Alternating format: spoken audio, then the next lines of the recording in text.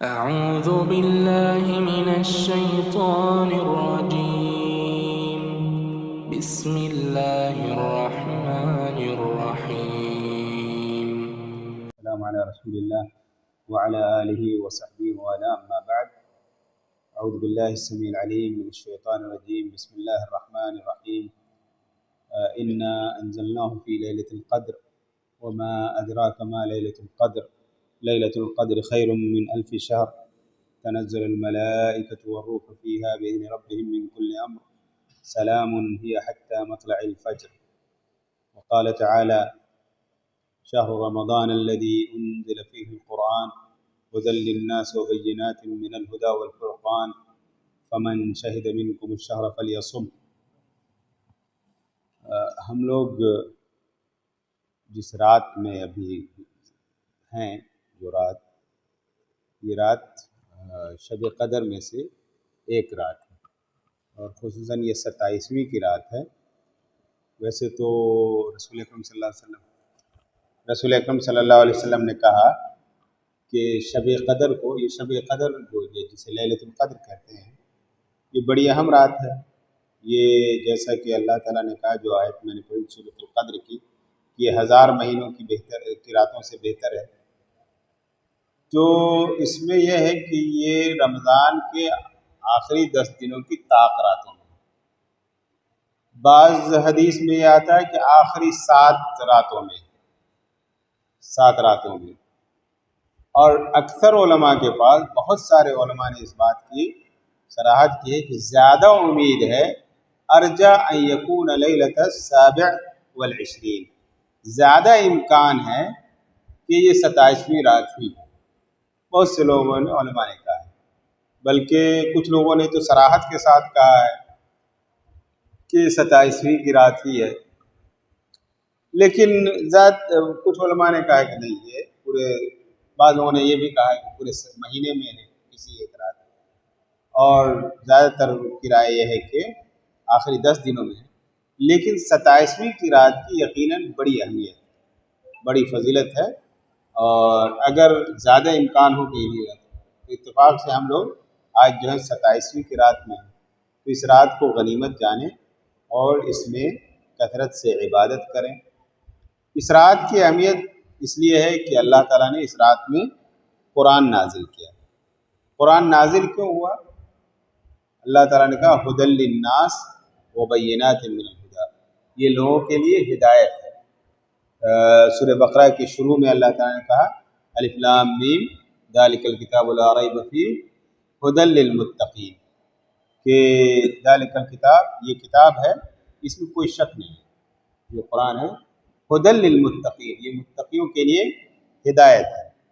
تو یہ قرآن جو ہے ہماری ہدایت کے لیے نازل ہے۔ اللہ تعالیٰ نے قرآن نازل کیا، کیوں نازل کیا؟ تاکہ اسی کے مطابق ہم اپنی زندگی گزاریں، جو بھی زندگی ہمیں گزارنا ہو وہ اسی کے مطابق گزاریں۔ اس قرآن میں اللہ تعالیٰ نے ہم اپنی زندگی کو کیسے گزاریں گے، صبح سے لے کر رات سونے تک، سوئیں گے کیسے، یہ ساری تفصیل جو ہے اس قرآن میں اللہ تعالیٰ نے بیان کر دیا۔ ہم اکیلے رہتے ہیں تو کیسے رہیں، جب ہم معاشرے میں رہتے ہیں تو کیسے رہیں، ہم جس عمر میں رہتے ہیں، بچے ہیں تو ہم کیسے رہیں، جوان ہو گئے تو ہم کیسے رہیں، بوڑھے ہو گئے تو ہم کیسے رہیں۔ حتیٰ کہ آپ کو تعجب یہ ہوگا کہ عمر کے ایک ایک مرحلے، جیسے اب 40 سال کے آ گئے تو اس میں کیسے رہیں، یہ بھی قرآن میں صراحت ہے۔ چنانچہ اللہ تعالیٰ نے جو ہے فَلَمَّا بَلَغَ 40 سَنَةً وَبَلَغَ أَشُدَّهُ، جب وہ 40 سال کو ہو جائے ایک آدمی، تو یہ کہے، وہ ایک دعا سکھائی اللہ تعالیٰ نے، اور وہ دعا بڑی اہم ہے، میں ابھی ہو سکتا ہے بتاؤں گا آپ کو۔ تو زندگی کے جس مرحلے میں بھی ہوں آپ، عمر کے جس حصے میں بھی ہوں، اس میں ہمیں قرآن ہماری رہنمائی کرتا ہے کہ ہم کیسی زندگی گزاریں۔ تو قرآن صرف ایسا نہیں ہے کہ ہمیں صرف پڑھنے، یاد کرنے اور سننے کے لیے نہیں ہے۔ اصل یہ ہے، قرآن کا اصل مقصد یہ ہے کہ ہم اسے کیسے جو ہے اس کو اپنے اوپر نافذ کریں، کیسے ہم اس کے مطابق اپنی زندگی گزاریں۔ تو جب آپ قرآن کھولیں اور پڑھیں تو یہ سوچیں کہ اس آیت میں کیا لکھا ہے، اور اس کو ہم اپنے نفس پہ ہم اپنی ذات پہ کیسے امپلائی کریں گے، کیسے ہم جیسے اس کو اپنے اوپر نافذ کریں گے.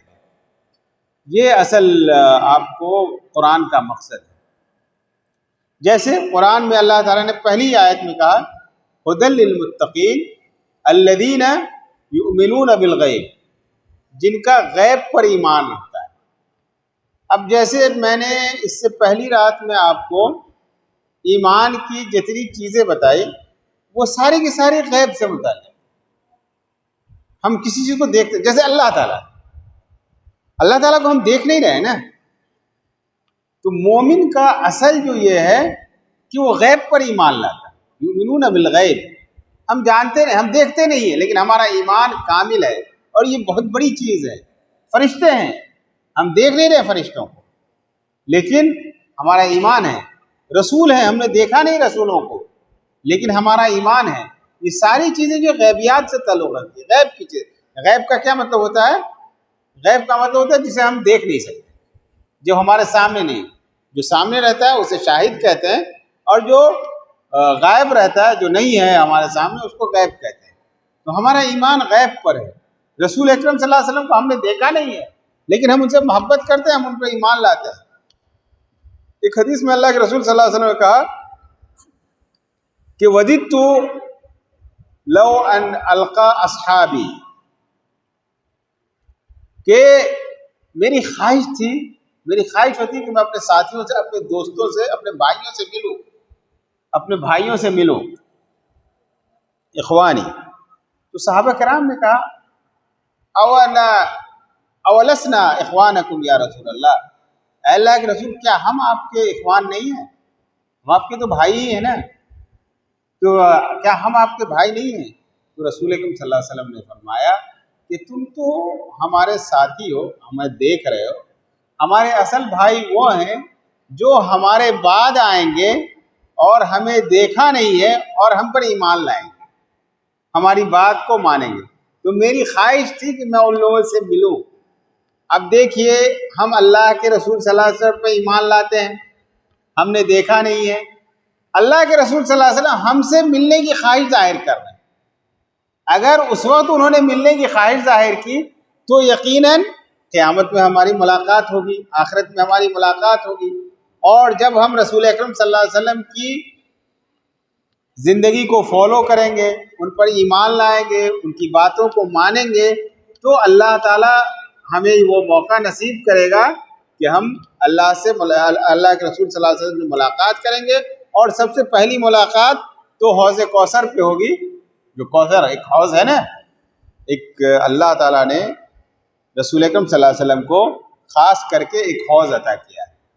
چنانچہ قرآن میں کہا انا اعطیناک الکوثر، ہم نے تمہیں کوثر کا ایک کوثر دیا ہے. کوثر ایک کنویں کا نام ہے. رسول اکرم صلی اللہ علیہ وسلم نے فرمایا کہ اس کوثر پہ نیک بندے آئیں گے اور اس میں اللہ کے رسول صلی اللہ علیہ وسلم سب کو پانی پلائیں گے. جو ایک مرتبہ وہ پانی پی لے گا پھر کبھی اس کو پیاس نہیں لگے گی. تو اس کوثر پہ کون آئیں گے؟ جو رسول اکرم صلی اللہ علیہ وسلم کی امتی ہوگی، جو رسول اکرم صلی اللہ علیہ وسلم کی پیروی کرنے والے ہوں گے. صحابہ کرام نے پوچھا اتنی بڑی، اس میں آپ پہچان کیسے لیں گے اپنی امت کو؟ اتنی بڑی فوج میں اتنی اربوں خربوں کی تعداد ہوگی نا. ایک وقت میں ہم لوگ ابھی جو ہے ایک ارب 7 ارب کے قریب ہے نہیں. تو کتنے آدم علیہ السلام سے لے کر کے قیامت تک کتنے لوگ آئیں گے اور کتنی مخلوق، کتنی امتیں ہوں گی. آدم علیہ السلام کی امت، نوح علیہ السلام کی امت، جتنے 1 لاکھ سے زائد انبیاء ہے، سارے کی امت ہوگی. اس میں رسول اکرم صلی اللہ علیہ وسلم پہچانیں گے کیسے ہم لوگوں کو؟ ہم کو آپ کو کیسے پہچانیں گے؟ تو رسول اکرم صلی اللہ علیہ وسلم نے کہا کہ میری امت آئے گی اسے غرم محجلین، ان کے اوپر ان کے اعضاء چمک رہے ہوں گے. اس کے جو وضو کے اعضاء ہوں گے، جو وضو کیے ہوں گے، اس کے اعضاء چمک رہے ہوں گے. اور اس غرم محجلین کہتے ہیں، آپ لوگوں نے گھوڑے دیکھے ہوں گے، گھوڑے دیکھے ہیں نا، گھوڑے میں آپ دیکھیں گے کہ ایک تو لال یا سرخ رنگ کا، یا اس رنگ کو چاکلیٹی کلر کہتے ہیں، اس مدھم کہتے ہیں، ادھم رنگ، اس کے پیشانی پہ بعض اوقات سفید یہ رہتا ہے، تھوڑا سا حصہ سفید رہتا ہے۔ وہ گھوڑا بہت خوبصورت ہوتا ہے، سب سے زیادہ خوبصورت گھوڑا وہی ہوتا ہے جو چاکلیٹی کلر کا ہوتا ہے اور اس کی پیشانی پہ سفیدی ہو، تو اس کو غرم محجلین کہتے ہیں۔ تو جیسے اس گھوڑے والا لاکھوں گھوڑوں میں اپنے اس گھوڑے کو وہ دیکھ کر کے پہچان لیتا ہے، ویسے ہی رسول اکرم صلی اللہ علیہ وسلم اپنی امت کو وہ سفید جو چمک کے اس کے وضو کے اعضاء چمک رہے ہوں گے اس سے پہچان لیں گے۔ تو رسول اکرم صلی اللہ علیہ وسلم اس میں سب کو پانی پلائیں گے، وہ حوض کوثر سے۔ اس میں کچھ ایسے لوگ ہوں گے جو ہوں گے تو رسول اکرم صلی اللہ علیہ وسلم کی امت سے، لیکن دیکھیں گے کہ فرشتے ان کو بھگا رہے ہیں، فرشتے ان کو دھکا دے رہے ہیں کہ تم بھاگو بھاگو۔ رسول اکرم صلی اللہ علیہ وسلم یہ امتی امتی، یہ تو میری امت ہے، یہ میری امت میں سے، میری قوم میں سے، آنے دو۔ تو آپ صلی اللہ علیہ وسلم تو فرشتے کہیں گے کہ یہ تو ہے تمہاری امت سے، لیکن تم جانتے نہیں ہو کہ تمہارے بعد انہوں نے تمہارے دین کو بدل دیا، تمہارے دین میں تبدیلی پیدا کر دی۔ تم جو مذہب لے کے آئے تھے، تم جو دین لے کے آئے تھے، اس میں کچھ حذف و اضافہ کر دیا، کچھ چیزیں بڑھا دی، کچھ چیزیں کم کر دی۔ تو رسول اکرم صلی اللہ علیہ وسلم کہیں سحقن سحقن لمن غیر دینی بعدی، کہ بھگاؤ اسے جس نے میرے دین کو میرے بعد بدل دیا۔ تو سب سے پہلی چیز جو میں کہہ رہا تھا کہ ایمانیات ہے، یؤمنون بالغیب، کن کے لیے ہدایت ہے؟ جو غیب پر ایمان لاتے ہیں۔ ان سب چیزوں پر جب ایمان لائیں گے تبھی قرآن آپ کے لیے ہدایت بنے گا۔ پھر آپ جب قرآن پڑھیں گے تو ان کی ساری چیزوں پر آپ کو ایمان ہے۔ ان غیب میں قرآن بھی ہے، قرآن جتنی چیزوں پہ کہ آپ کو تعلیم دے رہا ہے، جو چیزیں بتا رہا ہے، سب پر آپ کا ایمان ہے، اور یہ ہے کہ یہ اللہ کی طرف سے نازل ہے، کیونکہ اللہ تعالیٰ کہتا ہے انا انزلنا، ہم نے اسے نازل کیا۔ پھر کہا کہ یہ اس میں تھوڑی بھی تبدیلی نہیں ہو سکتی، کیونکہ اللہ تعالیٰ نے اس کی حفاظت کی ذمہ داری لی ہے۔ تو یہ قرآن متقیوں کے لیے ہدایت ہے۔ یہ کس چیز کی طرف رہنمائی کرتی ہے؟ دوسری جگہ اللہ تعالیٰ نے کہا ان ھذا القرآن یہدی للتی ہی اقوم، یہ قرآن ایسے راستے کی طرف ہدایت دیتی ہے جو سیدھا راستہ ہے، جو راستہ بالکل سیدھا ہے، اسٹریٹ لائن ہے، سیدھے راستے کی طرف ہدایت دیتی ہے۔ ایک مرتبہ رسول اکرم صلی اللہ علیہ وسلم نے بیٹھے ہوئے تھے اور ایک خط کھینچا سیدھا، اور اس کے دونوں طرف کچھ ٹیڑھے خط کھینچ دیے۔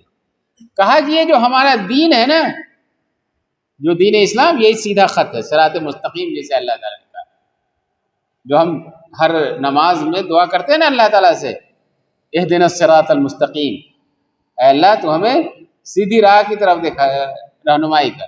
تو سیدھی راہ کہاں ہے؟ وہ کیسے ہمیں ملے گی؟ اللہ تعالیٰ نے دیکھیے قرآن میں آپ سورہ فاتحہ جو ہے نا، وہ قرآن کا پرو ورڈ کہتے ہیں اس کو، مقدمہ۔ کوئی کتاب جو لکھتے ہیں نا، ایک کتاب بک ہوتی ہے تو اس کو شروع میں دیکھتے ہوں گے انڈیکس یا اس کا انٹروڈکشن رہتا ہے کتاب کا، اس کا تعارف، اور اس کے بعد پھر قرآن کی پوری تفصیل رہتی ہے۔ تو یہ سورہ فاتحہ جو ہے وہی انٹروڈکشن کی طرح ہے قرآن کا، اور اس کے بعد قرآن کی پوری تفصیل ہے۔ چنانچہ اللہ تعالیٰ نے کہا وَلَقَدْ آتَيْنَاكَ سَبْعًا مِّنَ الْمَثَانِي وَالْقُرْآنَ الْعَظِيمِ، کہ ہم نے تجھے 7 بار بار پڑھی جانے والی چیز دی اور پھر قرآن بھی دیا۔ یہ 7 بار بار پڑھی جانے والی چیز کیا ہے؟ کیا ہو سکتی ہے وہ 7 بار بار پڑھی جانے والی چیز بھائی؟ سورہ فاتحہ، کیونکہ سورہ فاتحہ کیا ہے؟ 7 آیت پر مشتمل ہے نا۔ سورہ فاتحہ میں 7 آیتیں ہیں اور وہ بار بار پڑھی جاتی ہے، کم از کم ہر نماز میں تو پڑھتے ہی ہیں۔ اب ہر نماز میں جیسے 5 نماز فرض ہی ہے تو اس کی رکعات جو ہے آپ کو 17-18 رکعت جتنی ہے گئی، تو ہر نماز میں آپ ہر رکعت میں پڑھتے ہیں آپ، ٹھیک ہے نا۔ اور پھر سنت پڑھتے ہیں، وتر پڑھتے ہیں، سب میں پڑھتے ہیں، تو یہ بار بار آپ پڑھ رہے ہیں۔ اب بار بار آپ جب پڑھ رہے ہیں تو اس میں کیا کہہ رہے ہیں؟ اہدنا الصراط المستقیم، اللہ تعالیٰ سے آپ نے سیدھی راہ مانگی۔ تو اللہ تعالیٰ اس کا جواب کیا دیا؟ کہاں دے ہے بھائی سیدھی راہ؟ آپ ہم سے مانگ رہے ہیں، اللہ تعالیٰ سے مانگ رہے ہیں اہدنا الصراط المستقیم، ہمیں تو سیدھی راہ دکھا دے۔ تو سیدھی راہ اللہ تعالیٰ نے کیا بتایا؟ کہا ان ھذا القرآن یہدی للتی ہی اقوم، کہ یہ قرآن جو ہے، تم سیدھی راہ مانگ رہے ہو نا، تم مانگ رہے ہو ہم سے سیدھی راہ کی طرف، اچھے سیدھے راستے کی ہمیں رہنمائی کرو، تو دیکھو میں نے یہ قرآن نازل کیا ہے، ان ھذا القرآن یہدی للتی ہی اقوم، یہ قرآن تمہیں اس راستے کی طرف ہدایت دے گی، اس راستے کی طرف لے جائے گی، اس راستے کی طرف تیری رہنمائی کرے گی جو راستہ سیدھا ہے۔ تو اگر تم کو سیدھی راہ چاہیے، یہ ایسا نہیں ہے کہ ہم سیدھی راہ اللہ سے مانگے اور ہم گھر جا کے بیٹھ جائیں، اللہ تعالیٰ آسمان پر سے ہمیں سیدھی راہ نازل کر دے، نہیں، اس کے لیے اللہ تعالیٰ نے بتا دیا ہمیں۔ سیدھی راہ تم ہر نماز میں مانگ رہے ہو، تو سیدھی راہ کہاں سے ملے گی تم کو؟ تو اللہ تعالیٰ نے اسی وقت دے دیا کہ ان ھذا القرآن یہدی للتی ہی اقوم، یہ قرآن جو ہے تمہیں سیدھی راہ کی طرف رہنمائی کر رہا ہے، سمجھ رہے نا؟ تو اب آپ کو سیدھی راہ کہاں سے آئے گی؟ قرآن کو پڑھیں اور اس کو فالو کریں، اس پہ عمل کریں، جو بھی آپ سن رہے ہیں اس کو اپنے اوپر نافذ کریں۔ اب جیسے مثال کے طور پر کہا ہے اللہ تعالیٰ نے ھدی للمتقین الذین یؤمنون بالغیب، جو لوگ غیب پر ایمان لاتے ہیں۔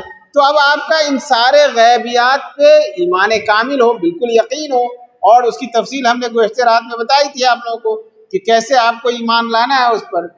پھر کہا الذین یؤمنون بالغیب ویقیمون الصلاۃ، نماز قائم کرتے ہیں۔ اب آپ نے نماز ایک دن کہہ دیا کیا اہدنا الصراط المستقیم، ہے نا، کہ ہمیں سیدھی راہ ہے، دوسرے نماز میں آپ آئے نہیں، تو کہاں سے آپ کو سیدھی راہ کی طرف رہنمائی ہوگی؟ ایک نماز میں آپ نے یہ دعا کر لی اہدنا الصراط المستقیم، دوسری نماز میں اذان ہو رہی ہے، آپ سوئے رہ گئے، آپ بیٹھے کو گفتگو کر رہے ہیں، تو بھائی اللہ تعالیٰ نے کہہ دیا نا کہ تم کو ہدایت چاہیے، ھدی للمتقین الذین یؤمنون بالغیب والذین یقیمون الصلاۃ، جو نماز قائم کرتے ہیں۔ تو اب آپ نماز نہیں قائم کریں گے تو کیسے جو ہے آپ کو سیدھی راہ کی طرف رہنمائی ہوگی؟ وَيُؤْتُونَ الزَّكَاةَ، اگر زکوٰۃ آپ کے اوپر فرض ہے تو زکوٰۃ دیجئے، اب زکوٰۃ نہیں دیں گے تو آپ کو کیسے سیدھی راہ کی طرف رہنمائی ہوگی؟ تو سیدھی راہ اگر چاہیے آپ کو تو قرآن کو فالو کرنا پڑے گا۔ اگر آپ کو اچھی زندگی گزارنا ہے تو کہاں سے ملے گا؟ قرآن کو ملے گا، قرآن سے ملے گا۔ چنانچہ قرآن میں کہا، سب سے پہلی بات آپ کو کیا ہے؟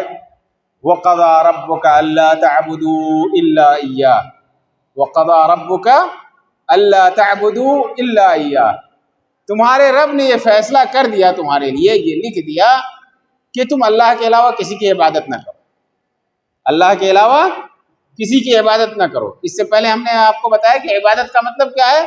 ہر وہ بات یا ہر وہ عمل جسے اللہ اور اللہ تعالیٰ پسند کرتا ہے وہ عبادت ہے۔ عبادت صرف اتنا نہیں ہے کہ آپ اگر مسجد میں آ کے بیٹھ جائیں، نہیں، آپ چل رہے ہیں تو آپ یہ سوچیں کہ اللہ تعالیٰ نے ہمیں کیسے چلنے کے لیے کہا، چل رہے ہیں نا، اب آپ یہ سوچیں وَعِبَادُ الرَّحْمَٰنِ الَّذِينَ يَمْشُونَ عَلَى الْأَرْضِ هَوْنًا، کہ اللہ کے نیک بندے وہ ہیں جو زمین میں نرم رفتار چلتے ہیں۔ وَلَا تَمْشِ فِي الْأَرْضِ مَرَحًا، زمین میں اکڑ کے مت چلو، إِنَّكَ لَن تَخْرِقَ الْأَرْضَ وَلَن تَبْلُغَ الْجِبَالَ طُولًا، تم زمین کو پھاڑ نہیں سکتے ہو اور اکڑ کے چل کر کے تم پہاڑ کی بلندی تک نہیں پہنچ سکتے ہو۔ یہ چلنے کا طریقہ بتایا نا اللہ تعالیٰ نے چلنے کا طریقہ بتایا۔ تو جب آپ چلیں تو آپ کے ذہن میں یہ ہو کہ اللہ تعالیٰ نے ہمیں نرم چال چلنے کے لیے کہا، تو پھر آپ کیا کریں؟ یہ آپ کی عبادت ہو گئی، چلنا آپ کی عبادت ہے، آپ چل رہے ہیں یہ بھی آپ کے لیے عبادت ہے۔ آپ یہ چل کیوں رہے ہیں؟ اللہ کو خوش کرنے کے لیے نا، کل ما یحبہ اللہ ویرضا، ہر وہ بات جسے اللہ پسند کرتا ہے اور اس سے راضی ہو گیا وہ عبادت ہے۔ اب اللہ کی خوشنودی کے لیے آپ چل رہے ہیں تو اللہ تعالیٰ اسے پسند کرتا ہے، یہ آپ کے لیے عبادت ہو گئی۔ تو آپ چل رہے ہیں تو پھر جو ہے آپ سیدھی راہ چلیں، یہ عبادت ہے۔ اللہ تعالیٰ نے وَقَضَىٰ رَبُّكَ أَلَّا تَعْبُدُوا إِلَّا إِيَّاهُ، اللہ کے علاوہ کسی کی عبادت نہ کرو۔ اب آپ جو چل رہے ہیں وہ اللہ کے لیے، اللہ کو خوش کرنے کے لیے چل رہے ہیں۔ آپ کو ڈرنا ہے، صرف اللہ سے ڈرنا ہے، آپ کو زندگی گزارتے بھروسہ کرنا ہے۔ آپ نے ایگزام کی تیاری کی ہے نا، آپ لوگ زیادہ تر اسٹوڈنٹ ہیں، پڑھنے والے ہیں، آپ نے ایک ایگزام کی تیاری کی، اچھے طریقے سے ایگزام کی تیاری کی، بہت اچھے سے، لیکن اس کے بعد بھروسہ کس پہ کرنا ہے؟ اللہ پہ کرنا ہے، اللہ پہ، توکل اللہ پہ ہونا چاہیے۔ توکل کا یہ مطلب بھی نہیں ہے کہ آپ رات بھر سوئے رہیے اور دن بھر سوئے رہیے، کتاب کبھی کھولیے نہیں اور چلے جائیے اللہ پہ بھروسہ ہے، یہ ہو سکتا ہے کیا؟ نہیں، یہ اللہ پہ بھروسہ نہیں ہوا۔ اللہ پہ بھروسہ کرنے کا، اس لیے اللہ کے رسول صلی اللہ علیہ وسلم نے کہا لو توکلتم علی اللہ حق توکلہ لرزقکم کما ترزق الطیور تغدو خماصا وتروح بطانا۔ توکل کا مطلب یہ ہوتا ہے کہ آپ کی جتنے اسباب ہیں سب کو اپنائیں اور پھر نتیجے کا کو اللہ کے اوپر چھوڑ دیں۔ نتیجہ، رزلٹ جو ہے وہ اللہ کا ہے، آپ سارے اسباب آپ نے اپنا لیا اور اس کے بعد رزلٹ اللہ کے اوپر چھوڑ دیں، یہ توکل ہے۔ ایک صحابی نے کہا کہ میری اونٹنی ہے، میں اسے چھوڑ دیتا ہوں اللہ پہ بھروسہ کر کے، نہیں کہیں بھاگے گی، سمجھ رہے ہیں؟ میری اونٹنی ہے، میں اسے اللہ پہ بھروسہ کر کے چھوڑ دیتا ہوں، یہ کہیں نہیں بھاگے گی۔ تو رسول اکرم صلی اللہ علیہ وسلم نے کہا اعقلھا وتوکل علی اللہ، پہلے یہ اونٹنی کو باندھ لے بھائی، یہ جانور ہے، سمجھا، اسے پہلے باندھ دے پھر اللہ پہ بھروسہ کر۔ ایسا نہیں کہ تو چھوڑ دے گا اللہ پہ بھروسہ کر لے، ایسا نہیں ہوگا۔ ابھی جو حدیث میں نے آپ کو پڑھ کے سنائی، کہا اگر تم اللہ پہ بھروسہ کرو جیسا اللہ پہ بھروسہ کرنے کا حق ہے تو اللہ تعالیٰ تمہیں بھی ویسے ہی رزق دے گا جیسے پرندوں کو رزق دیتا ہے۔ پرندوں کو اللہ تعالیٰ رزق دیتا ہے نا، جیسے پرندوں کو رزق دیتا ہے ویسے تمہیں بھی اللہ رزق دے گا، لیکن شرط کیا ہے؟ تم ویسا بھروسہ کرو اللہ تعالیٰ کے اوپر۔ تغدو خماصا وتروح بطانا، پرندے صبح کو خالی پیٹ جاتے ہیں اور شام کو پیٹ بھر کے واپس آتے ہیں۔ اس حدیث میں اللہ کے رسول صلی اللہ علیہ وسلم یہ نہیں کہا کہ پرندے اپنے گھونسلے میں بیٹھے رہتے ہیں اور اللہ تعالیٰ اسے رزق دے دیتا ہے، ایسا کہا کیا؟ پرندے گھر سے نکلتے ہیں، اپنے گھونسلے سے نکلتے ہیں اور جا کے تگ و دو کرتے ہیں، پھر جو سے بھروسہ کرتے ہیں اللہ پہ، اللہ تعالیٰ انہیں رزق دیتا ہے۔ تو جیسے اللہ پہ بھروسہ کرنے کا یہ ہے، آپ اللہ پہ بھروسہ کریں تو بھروسہ صرف اللہ ہی پہ ہوگا۔ یہ کیا ہے؟ یہ بھی عبادت ہے۔ آپ جا رہے ہیں کہیں رزق تلاش کرنے کے لیے، آپ جائیں رزق تلاش کریں، لیکن اللہ پہ بھروسہ ہو، اعتماد ہو، اللہ تعالیٰ آپ کو رزق دے گا۔ تو کہا کہ وَقَضَىٰ رَبُّكَ أَلَّا تَعْبُدُوا إِلَّا إِيَّاهُ، اللہ تعالیٰ نے تمہارے لیے فیصلہ کر دیا کہ اللہ کے علاوہ کسی کی عبادت نہ کرو۔ آپ کو ایک چیز ہے کہ اللہ تعالیٰ کہہ رہا ہے، اللہ تعالیٰ نے کہا کہ اذان ہو گئی ہے، اب آپ نماز کے لیے آئے، لیکن آپ کا من کر رہا ہے کیا کہ تھوڑا سا سو لیتے ہیں، آپ گفتگو کر رہے ہیں، کہیں پہ بیٹھے گفتگو کر رہے ہیں، آپ کا من کر رہا ہے کہ اذان ہو گئی، مؤذن کہہ رہا ہے حی علی الصلاۃ کہ نماز کی طرف آؤ، لیکن ہمارا من کر رہا ہے کہ چلو گفتگو کریں، تو ہم یہ اللہ کی عبادت ہوئی؟ اللہ کی عبادت تو یہ ہوئی کہ جب مؤذن کہہ رہا ہے حی علی الصلاۃ تو نماز کی طرف آؤ۔ آپ اپنے نفس کو اللہ کی عبادت میں شریک کر رہے ہیں۔ چنانچہ اللہ تعالیٰ کا افرأیت من اتخذ الہہ ہواہ افانت تکون علیہ وکیلا، کہ آپ کا کیا خیال ہے اگر کسی نے اپنے نفس کو ہی معبود بنا لیا ہے، جو اس کا نفس چاہتا ہے وہی جو ایسے کرتا ہے، تو کیا آپ اس کو ہدایت دے سکتے ہیں؟ نہیں دے سکتے۔ تو ہدایت کے لیے کیا ہوگا کہ اپنے آپ کو اللہ کے حوالے کرنا ہوگا، اللہ کی خوشنودی کے لیے اپنے آپ کو، اپنی خوشی کو اللہ کی خوشنودی کے لیے تجنا ہوگا۔ اور سب سے بڑی کامیابی یہ ہے کہ اپنی خواہشات کو آپ مار دیں، اپنی خواہشات کو آپ ماریں، یہ سب سے بڑی کامیابی ہے۔ اور جنت کی ضمانت اللہ کے رسول صلی اللہ تعالیٰ نے انہی کے لیے دی ہے جو اپنی خواہشات کو روکے۔ ہمارا من کیا کہ ہم بیٹھے رہ جائیں، نہیں، مؤذن کہہ رہا ہے کہ چلو نماز پڑھو، تو ہم نماز پڑھیں، تو اللہ تعالیٰ نے اس وقت ہمیں کیا کیا ہے؟ جنت کی خوشخبری دی ہے۔ چنانچہ اللہ کے رسول اللہ تعالیٰ نے کہا وَمَنْ خَافَ مَقَامَ رَبِّهِ وَنَهَى النَّفْسَ عَنِ الْهَوَىٰ وَمَنْ خَافَ مَقَامَ رَبِّهِ وَنَهَى النَّفْسَ عَنِ الْهَوَىٰ فَإِنَّ الْجَنَّةَ هِيَ الْمَأْوَىٰ، کہ جو شخص اپنے رب کے سامنے کھڑے ہونے سے ڈر گیا، کہ اپنے رب کے سامنے ہمیں کھڑے ہو کے ہم جو کر رہے ہیں، زندگی گزار رہے ہیں، اس کا ہمیں جواب دینا ہوگا، اور اپنے نفس کو خواہشات سے روک لیا، وَنَهَى النَّفْسَ عَنِ الْهَوَىٰ، اپنی ذات کو اپنی خواہشات سے روک لیا، تو اس کا ٹھکانہ کیا ہے؟ فَإِنَّ الْجَنَّةَ هِيَ الْمَأْوَىٰ، پوری تاکید کے کہا کہ جنت ہی اس کا ٹھکانہ ہے، جنت کے علاوہ اسے کچھ نہیں، سیدھے ڈائریکٹ جنت۔ اس لیے آپ صلی اللہ علیہ وسلم نے ان لوگوں کے لیے جو خواہشات کو مارتا ہے، اپنے خواہشات کو روک کر کے اللہ کی بندگی کرتا ہے، ان کے لیے عرش کے سائے میں قیامت کے دن بڑی گرمی ہوگی۔ سورج ابھی آج سورج کتنی دور ہے، اور پھر مئی اور جون میں گرمی کا کیا عالم ہوتا ہے، لیکن حشر میں سورج بہت قریب ہوگا، اور ہر آدمی جو ہے اپنے گناہوں کے برابر پسینے میں ڈوبا ہوگا۔ اس وقت اللہ تعالیٰ 7 آدمی کو اپنے عرش کے سائے میں جگہ دے گا۔ اللہ کے رسول صلی اللہ علیہ وسلم نے کہا سبعۃ یظلھم اللہ فی ظلہ یوم لا ظل الا ظلہ، کہ 7 آدمی ایسے ہیں، 7 قسم کے لوگ جس کو اللہ تعالیٰ اپنے عرش کے سائے میں جگہ دے گا، ایسے دن جس دن عرش کے سائے کے علاوہ کوئی سایہ نہیں ہوگا۔ اب ذرا تصور کیجیے، آپ کسی صحرا میں جائیں، بیابان میں، آپ لوگوں سے کسی نے صحرا دیکھا نہیں ہے، تو خصوصاً اگر آپ پریشان ہیں، لوگ ادھر ادھر، آپ کو صحرا میں کہیں سایہ نہیں ملا، ایک درخت بھی کہیں پر تھوڑا بھی نظر آ جائے گا نا، تو لوگ سوچے گا کہ اس درخت کے سائے میں ہم چلے جائیں۔ یوم لا ظل الا ظلہ، وہاں عرش کے سائے کے علاوہ کوئی سایہ نہیں ہوگا۔ 7 قسم کے لوگوں کو اللہ تعالیٰ عرش کے سائے میں جائے گا۔ ان 7 قسم کے لوگوں میں ایک کامن چیز ہے، 7 قسم کے لوگوں میں ایک بات کامن ہے۔ وہ بات کامن کیا ہے؟ کہ وہ سب لوگ جو ہے اپنے نفس کی خلاف ورزی کرتے ہیں، نفس کی پیروی نہیں کرتے، اپنے خواہشات کو مارتے ہیں۔ جیسے اس میں سے ایک ہے شاب نشأ فی عبادت اللہ، وہ نوجوان جو اللہ کی عبادت میں پروان چڑھا، جس کی پرورش، جس کی نشو و نما، جس کی پروان اللہ کی عبادت میں، وہ اللہ کی عبادت۔ جیسے عام طور پر جوانی میں آدمی بھٹکنے کے زیادہ چانسز رہتے ہیں نا، اس کی خواہشات ہوتی ہے، کیونکہ اس کے سامنے بوڑھا جو ہو جاتا ہے نا آدمی، یہ بھی رہتا ہے کہ اب تو ہم مرنے ہی والے، چلو اللہ کی عبادت کر لیتے ہیں، نہیں؟ لیکن جوانی میں آدمی کو رہتا ہے پتہ نہیں کب مریں گے، نہیں مریں، اس وقت کچھ سمجھ میں نہیں آتا رہتا ہے، پوری دنیا اس کو ہری ہی نظر آتی ہے، پوری دنیا ہری نظر آتی ہے، پھر پوری دنیا میں ادھر ادھر جو چاہے کرتے ہیں، کا من کرتا ہے۔ ایسے آدمی اگر اللہ کی عبادت میں وہ پروان چڑھاتا ہے، اپنی جوانی کو اللہ کی عبادت میں کھپاتا ہے، تو اسے اللہ تعالیٰ عرش کے سائے میں جگہ دے گا۔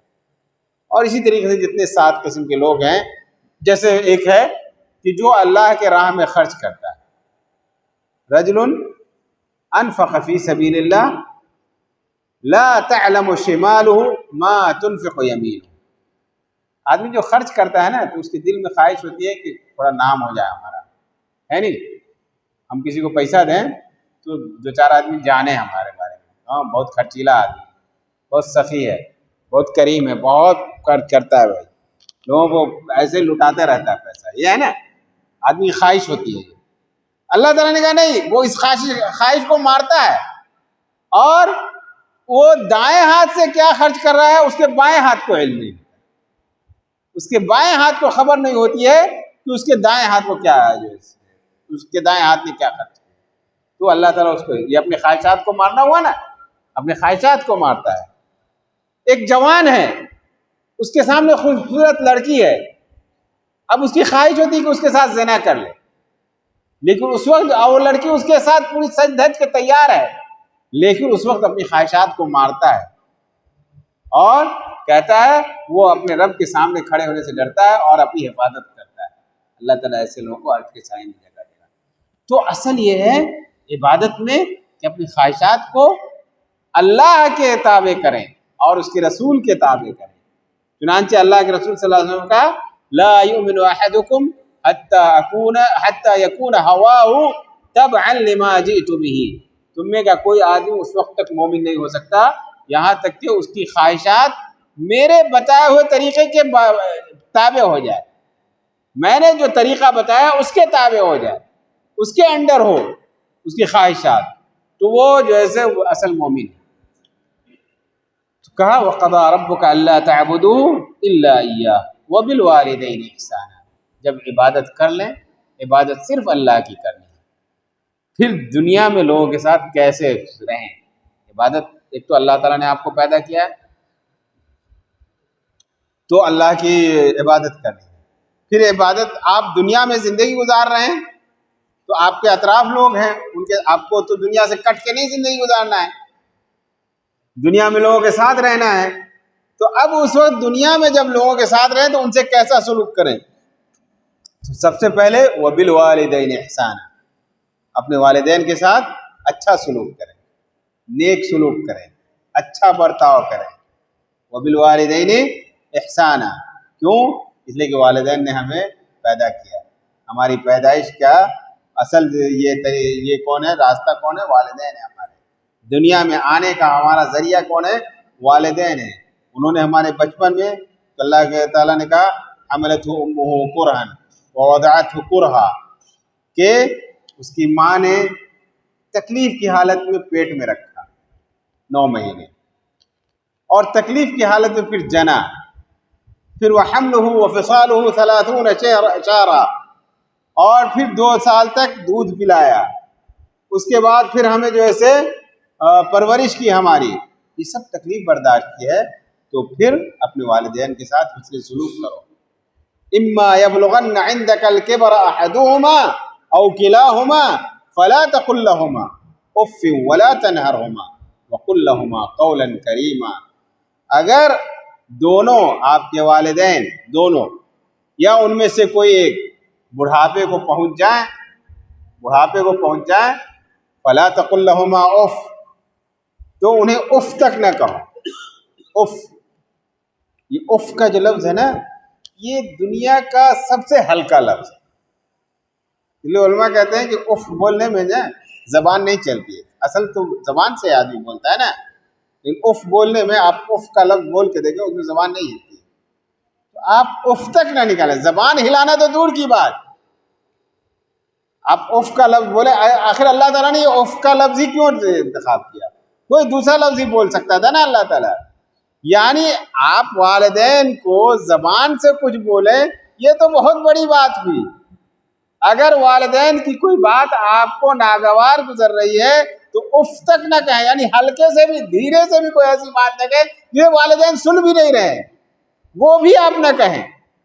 فلا تقل لہما اف، اور اس کے بعد ولا تنہرہما، انہیں جھڑکو نہیں، وقل لہما قولا کریما، انہیں اچھی بات کہو، ان سے اچھی گفتگو کرو۔ واخفض لہما جناح الذل من الرحمہ، اور ان کے لیے اپنے پروں کو بچھا دو۔ بہت سے لوگ تھوڑا پڑھ لکھ لیے نا تو والدین کے ساتھ ایسے بیٹھے رہیں گے، معلوم ہوتا ہے کہ کتنی بڑے، اگر والدین بہت زیادہ پڑھے لکھے نہیں ہیں، یا بائی دا وے ایسا بھی ہو سکتا ہے کہ ہم میں سے اکثر والدین یعنی جاہل ہوتے ہیں، اب پڑھ لیا تو خوب اچھے سے سوٹ بوٹ پہن کے والدین کے سامنے بیٹھے ہوئے۔ کہا علماء نے کہ والدین کے سامنے آپ ایسے مت بیٹھیے کہ اگر آپ نے بہت اچھا پڑھ لیا لیکن اگر آپ کے والدین آپ کو کچھ کہنے سے، کچھ کام اڑھانے سے جھجکتے ہیں، آپ والدین کے ساتھ ایسا ایٹیٹیوڈ رکھتے ہیں، ایسے پیش آتے ہیں کہ والدین آپ کو کوئی کام اڑھانے سے جھجک رہے ہیں، اس کا مطلب ہے کہ آپ والدین کی نافرمانی کر رہے ہیں۔ تو والدین کے ساتھ ایسا نہیں رہنا چاہیے، چاہے آپ کتنے بڑے افسر ہو جائیں، کتنی اونچائی میں پہنچ جائیں، لیکن والدین کے سامنے آپ کو ایسا نہیں رہنا چاہیے کہ آپ کے والدین آپ کو کام اڑھانے سے جھجکیں۔ نہیں، چاہے جو کام آپ کو کہہ دیں، بڑے سے بڑا، چھوٹے سے چھوٹا کام بھی، چاہے ایک گلاس پانی چاہیے تو یہ نہ کہ والدین سے ارے بیٹا کو ہم کیسے کہیں گے پانی لے کے آؤ، ہے نا۔ بہت سے لوگ ایسے بیٹھے رہتے ہیں سوٹ بوٹ پہن کر کے، تو تھوڑا سا اگر کچھ پیسہ کما لیا تو اور یہ رہتا ہے ارے بیٹا تو کماتا ہے تو اس کو ہم کیسے کہیں پانی لے کے آنے کے۔ نہیں، آپ اپنے بیٹے باپ واخفض لہما جناح الذل، ان کے سامنے بچھے رہیے، اپنے پر کو بچھا لیجیے ان کے سامنے، ایسا بچھے رہیے کہ آپ کو کام اڑھانے میں انہیں جو ہے سے جھجک نہ محسوس، جب چاہے جو کام کہیں، 12 بجے رات میں بھی ان کو ضرورت پڑے تو آپ کو اٹھا کے کام کہہ دیں کہ بھائی یہ کام کر۔ ایک غلام جو ہوتا ہے، جو ایک نوکر ہوتا ہے نا، کہ اپنے مالک کے ہر وقت جو سے اویلیبل ہے، ویسے اپنے والدین کے سامنے واخفض لہما جناح الذل من الرحمہ، اور یہ تو ان کے سامنے رہنا ہے، جب ان کے سامنے رہیں تو اپنے آپ کو بچھائے رہیں ان کے پاس، اور جب ان سے الگ ہوں قُلْ رَبِّ ارْحَمْهُمَا كَمَا رَبَّيَانِي صَغِيرًا، جب ان سے دور رہیں تو آپ یہ کہیں رب ارحمہما کما ربیانی صغیرا، اے میرے رب میرے والدین پر ایسے ہی رحم فرما جیسا میرے والدین نے میرے بچپن میں رحم فرمایا۔ تو والدین کے ساتھ اچھا سلوک کریں، یہ ہمیں قرآن بتاتا ہے۔ اب اگر ہم والدین کے ساتھ اچھا سلوک کریں گے تو ہم گویا کہ سیدھے راہ پہ ہیں۔ ہم نے مانگا اللہ تعالیٰ سے اہدنا الصراط المستقیم، اللہ تعالیٰ نے ہمیں کیا کہا کہ صراط مستقیم چاہیے نا تمہیں، والدین کے ساتھ اچھا سلوک کرو، ہے نہیں؟ پھر کہا وَآتِ ذَا الْقُرْبَى حَقَّهُ وَالْمِسْكِينَ وَابْنَ السَّبِيلِ، کہ جو رشتہ دار ہیں اس کے حق کو ادا کرو، رشتہ داروں کے حقوق کو ادا کرو، ان کے ساتھ صلہ رحمی کرو، جو تمہارے رشتہ دار ہیں ان سے منہ مت موڑو۔ آج کل آدمی کیا کرتا ہے، تھوڑا سا کچھ پیدا ہوا تھوڑا ارے بھائی کیا ہوتا ہے، چلو جانے تو کیا بھائی، ارے بہن کیا ہے، بہن کیا کون جاتا ہے، ارے چھوڑو جو دوسرے پھوپھی ہیں، چچی ہیں، چچا ہیں، ماموں ہیں، ان سب سے کیا جو وہ بھی تھوڑا سا اگر آپس میں، مثال کے طور پر ہم دو بھائیوں کو جھگڑا ہو گیا، اب میرا بیٹا ہے کہہ رہا ہے میرے باپ کو تو جھگڑا ہے تو ہم کہاں جانے جائیں اس سے بات کرنے، اب بچے بھی جو ہے اس میں لگ جاتے ہیں۔ نہیں، ہو سکتا ہے آپ کے والدین کو آپ کے دونوں کو کوئی اختلاف ہو، لیکن آپ کو کیا ہے، آپ کے تو والد کے بھائی ہیں نا، وہ آپ کے چچا ہیں، آپ ان کے ساتھ اچھا سلوک کریں، آپ کے وہ چچا ہیں۔ ان عم الرجل سنو ابی، جو چچا ہوتا ہے وہ باپ کے برابر ہوتا ہے۔ اللہ کے رسول صلی اللہ علیہ وسلم نے کہا ان عم الرجل سنو ابی، آدمی کا جو چچا ہوتا ہے وہ باپ کے برابر ہوتا ہے۔ ایک مرتبہ عباس رضی اللہ تعالیٰ عنہ نے زکوٰۃ نہیں دیا تھا، زکوٰۃ وصول کرنے کے لیے لوگ جاتے تھے، جیسے آپ لوگ آج کل فطرت وصول کرتے ہیں نا، تو ویسے اس زمانے میں زکوٰۃ وصول کرنے کے لیے لوگ جاتے تھے۔ تو جو وصول کرنے گیا نا، وہ آیا اور کہا کہ اللہ کے رسول 3 آدمی زکوٰۃ نہیں دیا، اس میں سے ایک عباس رضی اللہ تعالیٰ عنہ کا بھی نام آ گیا۔ عباس کو جانتے ہیں نا، سنا ہے عباس رضی اللہ تعالیٰ عنہ کا نام؟ کون تھے وہ؟ ہاں، رسول اکرم صلی اللہ علیہ وسلم کے چچا تھے، رسول اکرم صلی اللہ علیہ وسلم کے چچا تھے وہ عباس رضی اللہ عنہ۔ عمر میں زیادہ فرق نہیں تھا، 1-2 سال کا فرق تھا، صرف 2 سال کا فرق تھا۔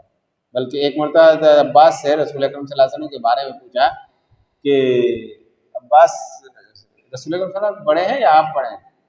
تو کہا کہ وہ مجھ سے بڑے ہیں، وَأَنَا وُلِدتُّ قَبْلَهُ بِسَنَتَيْنِ، محمد صلی اللہ علیہ وسلم مجھ سے بڑے ہیں لیکن میں ان سے 2 سال پہلے پیدا ہوا۔ یہ سمجھ رہے ہیں نا، میں ان سے 2 سال پہلے پیدا ہو گیا ہوں، لیکن ہے وہ بڑے ہیں، کیونکہ رسول اکرم صلی اللہ علیہ وسلم ہے، اللہ کے رسول ہیں، اتنی جسارت نہیں ہو سکتی کہہ دیں کہ نہیں وہ ہم سے چھوٹے ہیں۔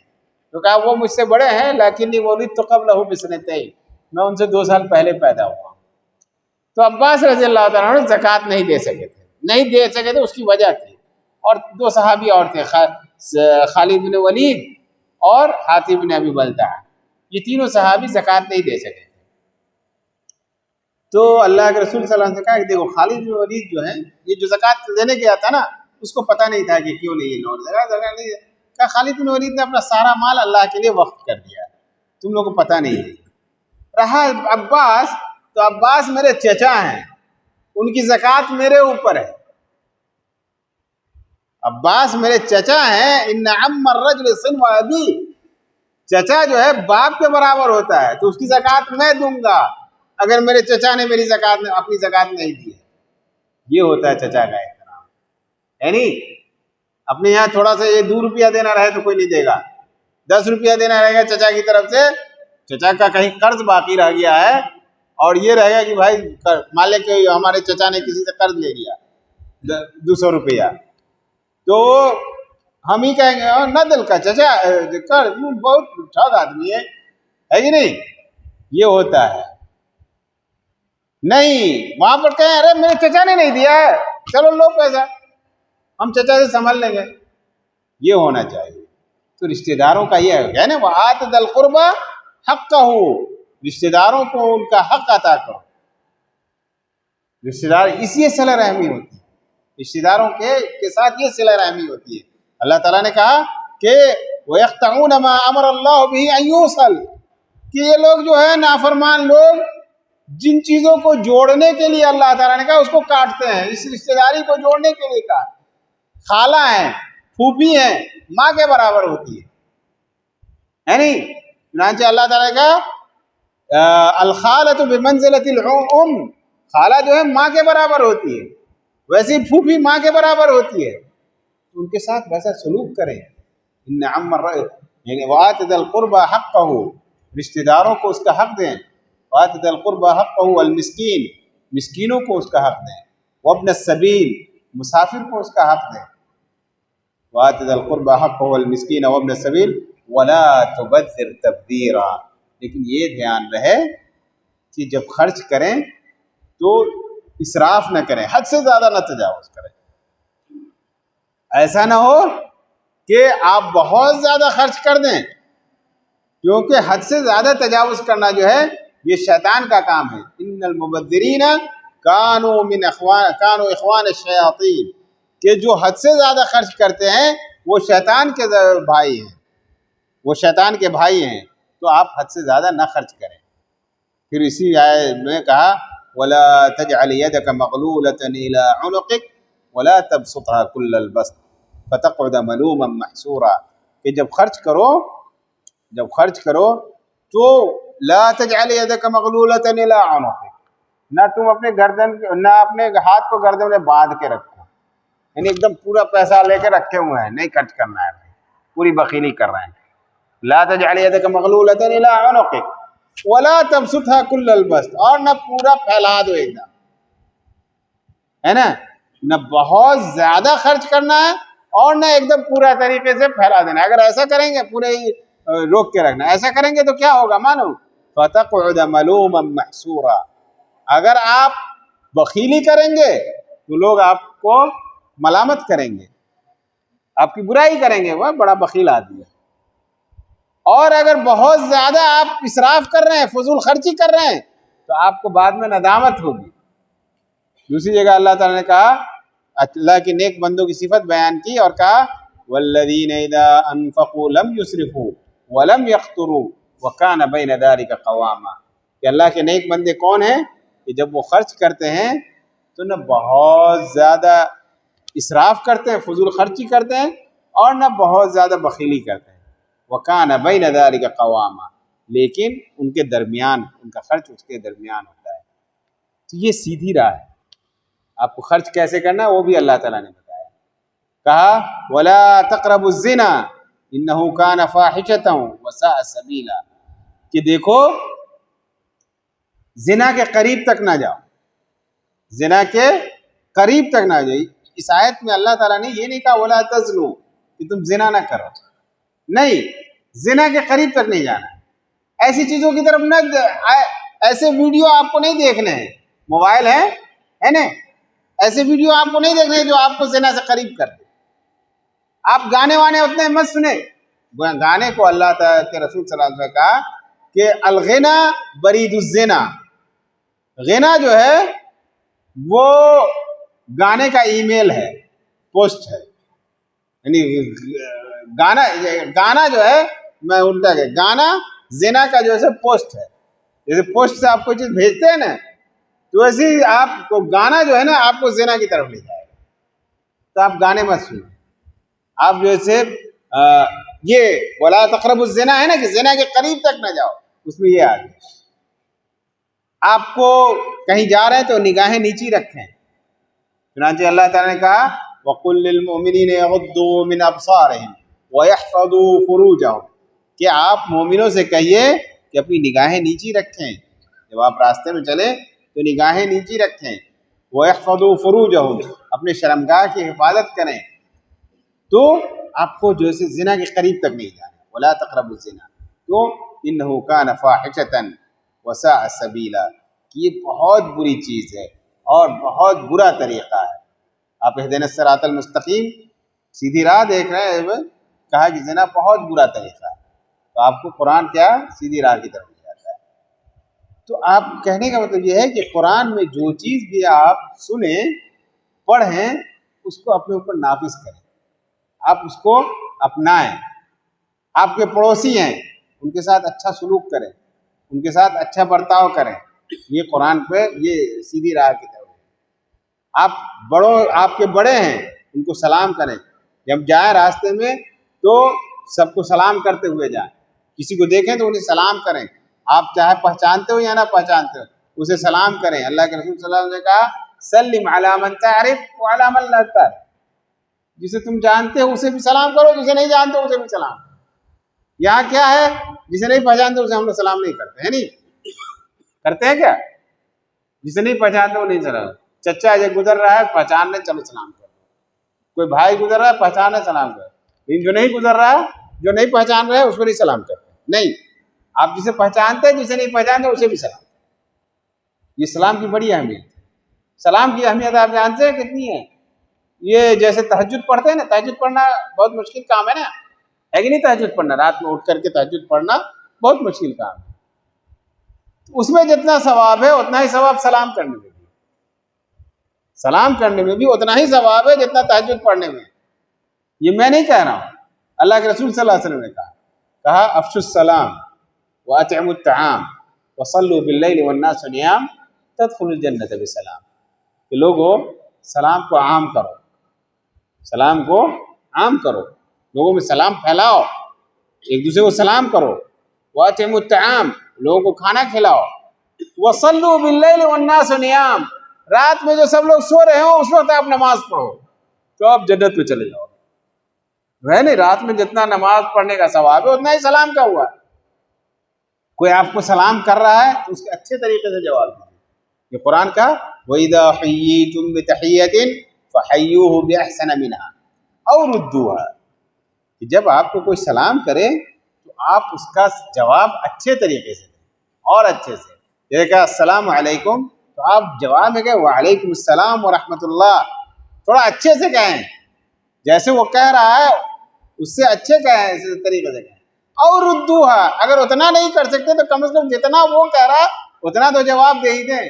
بہت سارے لوگ ہوتے ہیں دنیا میں، آپ اس کو سلام کر دیں، جواب دینا مناسب نہیں، گزر گئے، اپنی شان کے خلاف سمجھتے ہیں، ہے نہیں؟ سلام کیا اپنی شان۔ بہت سے لوگ ہوتے ہیں دوسرے کے انتظار میں رہتے ہیں ہم کو سلام کرے گا، نہیں بھائی، البادی بالسلام بری من الکبر، اللہ کے رسول صلی اللہ علیہ وسلم نے کہا جو سلام میں ابتدا کرتا ہے، پہل کرتا ہے، وہ کبر سے، تکبر سے خالی ہوتا ہے، اس کے اندر تکبر نہیں ہوتا ہے، تو آپ سلام میں ابتدا کیجیے، یہ قرآن کا طریقہ ہے۔ اب آپ دیکھیے سب کو ایک دوسرے سے شکایت آتی ہے کہ دوسرا لوگوں میں نفرت ہے، لوگوں میں ایک دوسرے میں محبت نہیں ہے، جب سلام آپ کریں گے تو محبت بڑھے گی نا۔